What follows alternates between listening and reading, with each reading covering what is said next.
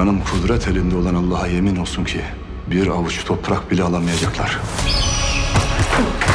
Roman Diyojen'in ordusunu Bahlat'ın önünde Malazgirt'te karşılayacağız. Alparslan'dan bizden aldıklarından çok daha fazlasını alacağım. Benimle beraber savaşıp bütün varını Allah'a adayanlar Anadolu Türk'ün olacak. şehit olurlarsa cennete, sağ kalırlarsa zafere kavuşacaklardır. Göklerin ve yerin orduları Allah'ındır. Zafer ancak inananlarındır.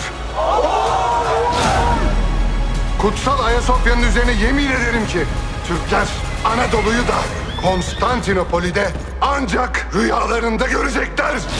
Saldırın!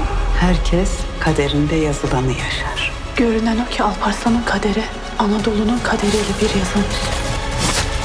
Allahu Ekber! Cümle cihan bilsin ki Malazgirt Roma'ya mezar olacak.